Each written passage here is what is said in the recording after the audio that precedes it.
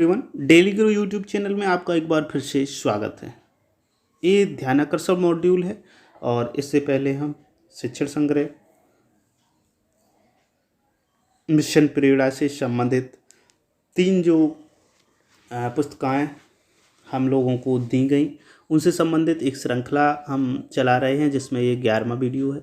तो ये वीडियो आप ज़रूर देखें। साथ ही आप हमारे चैनल पर जा कर के इसकी जो अलग से प्लेलिस्ट बनी हुई है उसको आप ज़रूर एक बार सीन करें। तो और आप हमारे व्हाट्सएप या टेलीग्राम चैनल से भी जुड़ सकते हैं, जिनका कि लिंक आपको इस वीडियो के डिस्क्रिप्शन में मिल जाएगा। वहाँ पर समय समय पर ज़रूरी आवश्यक PDF आपको मिलती रहती हैं। तो शुरू करते हैं इस वीडियो को। और ये जो वीडियो है वो हमारा पूरा का पूरा वीडियो ये ध्यानाकर्षण मॉड्यूल पर आधारित है और इसमें लगभग हम 4 वीडियो बनेंगे, 4 पार्ट इसके बनेंगे और टोटल ये जो पार्ट है हमारा 11वां पार्ट है। इससे पहले हम 10 पार्ट बना चुके हैं, जिन्हें आप ज़रूर देख लें। हमारे चैनल पर जाकर के जो प्लेलिस्ट है ध्यानाकर्षण तीनों मॉड्यूल पर आधारित, वहाँ से जाकर के आप ज़रूर वीडियो को देख लें। तो शुरू करते हैं इस वीडियो को। सबसे पहला प्रश्न है, कोठारी आयोग कब गठित हुआ? तो कोठारी आयोग का गठन 1964 में किया गया, ये पहले का उत्तर है। प्रश्न नंबर 2 है, भारत के भाग्य का निर्माण हमारी कक्षाओं में होता है, यह कथन किसने कहा था? तो ये कोठारी आयोग ने ही कहा था कि भारत के भाग्य का निर्माण हमारी कक्षाओं में होता है।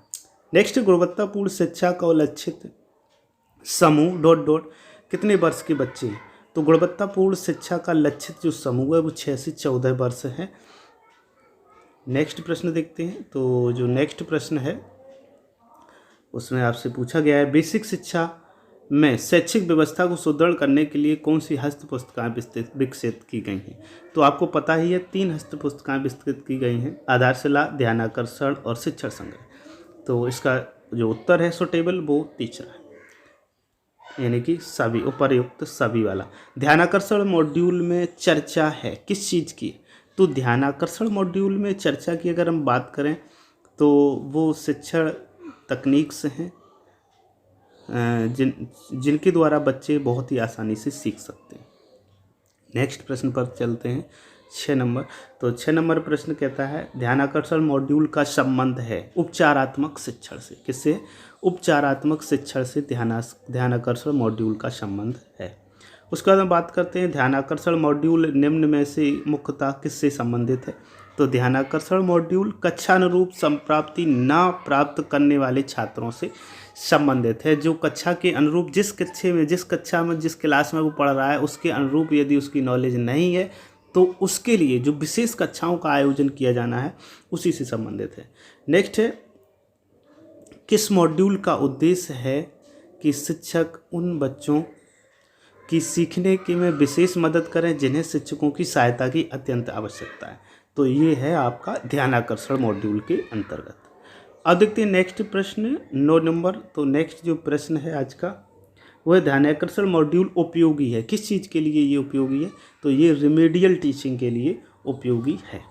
नेक्स्ट है, ध्यानाकर्षण शिक्षण का एक प्रमुख उद्देश्य क्या है? तो ऐसे बच्चों की मदद करना जो कक्षा के स्तर के अनुरूप अवधारणा व कौशलों को सीखने में कठिनाई महसूस करते हैं। तो ऐसे बच्चों को सिखाने के लिए जो ध्यानाकर्षण मॉड्यूल है उसका मुख्य उद्देश्य है। नेक्स्ट प्रश्न पर चलते हैं। तो नेक्स्ट प्रश्न है, ध्यानाकर्षण हस्तपुस्तिका किन कक्षाओं हेतु लर्निंग आउटकम की संप्राप्ति दर को अपेक्षा अनुरूप लाने में मददगार है? तो इसका जो सही विकल्प है वो डी है, यानी कक्षा 3 से 8। कहीं कहीं पर आपको कक्षा 4 से 8 भी मिल जाएगा। तो जब विकल्प में आपका कक्षा 3 से 8 ना हो तब आप 4 से 8 लगा सकते हैं, और यदि दोनों हैं तो उस स्थिति में 3 से 8 सबसे बेस्ट चॉइस रहेगी। नेक्स्ट क्वेश्चन है, ध्यानाकर्षण मॉड्यूल जो है उसमें कितने भाग हैं? तो ध्यानाकर्षण मॉड्यूल में 4 भाग हैं और दो और जो मॉड्यूल है हमारे पास, आधारशिला मॉड्यूल और तीसरा है शिक्षण संग्रह मॉड्यूल, शिक्षण संग्रह। तो शिक्षण संग्रह में और आधारशिला में 6 भाग, कितने? 6 भाग दोनों में हैं, और जबकि ध्यानाकर्षण मॉड्यूल में 4 भाग हैं। अब चलते हैं नेक्स्ट प्रश्न की ओर। निम्न में से क्या ध्यानाकर्षण मॉड्यूल के भाग 4 में वर्णित है? तो ध्यानाकर्षण मॉड्यूल के भाग 4 में आरंभिक आकलन परीक्षण पत्र के नमूने, आरंभिक आकलन परीक्षण पत्र के नमूने रखे गए। नेक्स्ट है ध्यानाकर्षण या उपचारात्मक शिक्षण क्यों जरूरी है? अपेक्षाकृत कम संप्राप्ति वाले बच्चों को कक्षानुरूप बनाने के लिए ये आवश्यक है। नेक्स्ट प्रश्न पर चलते हैं। तो जो नेक्स्ट प्रश्न है वो है हमारा, शैक्षिक रूप से पिछड़ रहे बच्चे हमारे विद्यालयों से निराश न हों, इसके लिए उचित तरीके हैं, एक से अधिक विकल्प चुन सकते हैं। तो जो शैक्षिक रूप से पिछड़ रहे बच्चे हैं उनके लिए जो उचित है वो ये है, शिक्षकों द्वारा कुछ खास तकनीकों का प्रयोग कर ध्यानाकर्षण करने से संभव है। और नेक्स्ट है, शिक्षकों व अभिभावकों द्वारा ऐसे बच्चों का सामान्य बच्चों की अपेक्षा अधिक सहयोग करके यह संभव है। तो इसके जो दो हैं विकल्प वो सही हैं, ए और बी। नेक्स्ट प्रश्न पर चलते हैं, ध्यानाकर्षण शिविर में समुदाय का सहयोग लेना चाहिए। तो इसके लिए जो दूसरा और तीसरा यानी कि हम कहें बी और सी सही है। हाँ, उनके अनुभव का लाभ बच्चों को मिलेगा। हाँ, इससे बच्चों में समुदाय की सहभागिता बढ़ेगी। अब देखते हैं नेक्स्ट प्रश्न की ओर चलते हैं। तो नेक्स्ट प्रश्न है हमारा, हमारे यहाँ कमज़ोर बच्चे आते हैं का मतलब है? तो हमारे यहाँ कमज़ोर मतलब बच्चे आते हैं, यह एक भ्रांति है, ये जो मानसिक तौर पर आपको अपंग बनाती है। तो इस भ्रांति को आपको नहीं रखना चाहिए। आपके यहाँ अच्छे बच्चे आते हैं, आपके यहाँ कमज़ोर बच्चे नहीं आते, ये बिल्कुल गलत है। बच्चों में अपेक्षित संप्राप्ति न होने का प्रमुख कारण क्या है?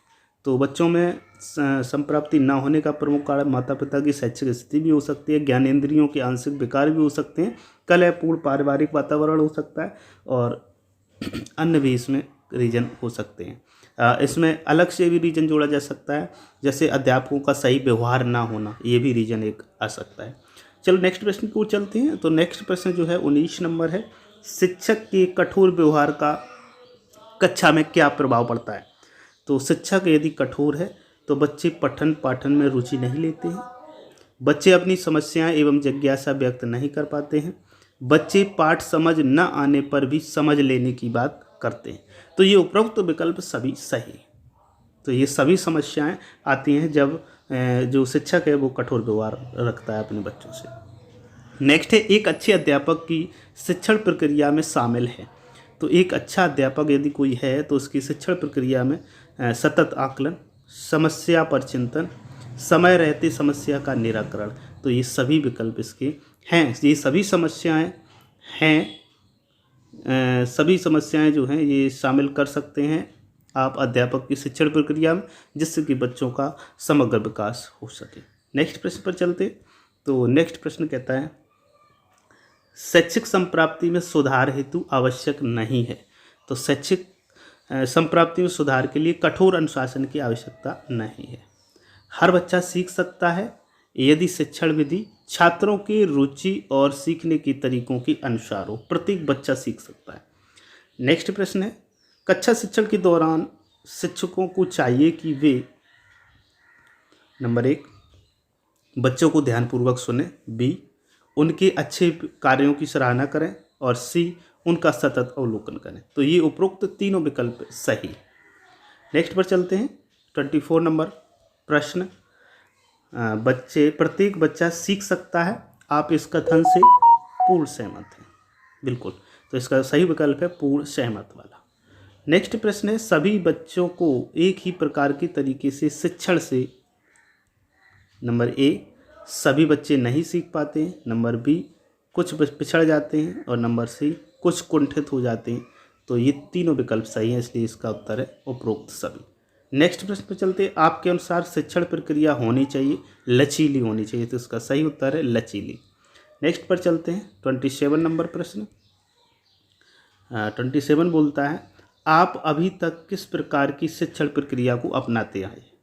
तो आप अभी तक लचीली, छात्र सहभागी और व्यवहारिकता युक्त शिक्षण प्रक्रिया को अपनाते आए। अब चलते हैं नेक्स्ट प्रश्न पर 28 नंबर, कक्षा शिक्षण के उपरांत सबसे महत्वपूर्ण व्यवहारिक पक्ष क्या है? तो कक्षा शिक्षण के उपरांत सबसे महत्वपूर्ण जो व्यवहारिक पक्ष है वो यह है कि यह जानना कि वे दक्षताओं को प्राप्त कर रहे हैं या नहीं कर रहे हैं, यानी कि उनका आकलन बहुत ज़रूरी है। नेक्स्ट पर चलते हैं 29 नंबर प्रश्न। तो 29 बोलता है लर्निंग आउटकम से संबंधित मॉड्यूल कौन सा है। तो लर्निंग आउटकम से संबंधित ध्यान आकर्षण मॉड्यूल है। और नेक्स्ट है 30, यानी कि आज की वीडियो का लास्ट और अंतिम प्रश्न, लर्निंग आउटकम क्या है। तो लर्निंग आउटकम अधिगम संबंधी परिणाम है जो लक्ष्य आधारित है। तो इस प्रकार से इस वीडियो में हमने 30 प्रश्नों को शामिल किया और उम्मीद करता हूँ कि ये आपको प्रश्न पसंद आए होंगे। यदि पसंद आए हैं तो आप हमारी इस श्रृंखला को ज़रूर देख लें। ये एक श्रृंखला है जिसका ये 11वां वीडियो था। वीडियो पूरा देखने के लिए आपका बहुत बहुत धन्यवाद।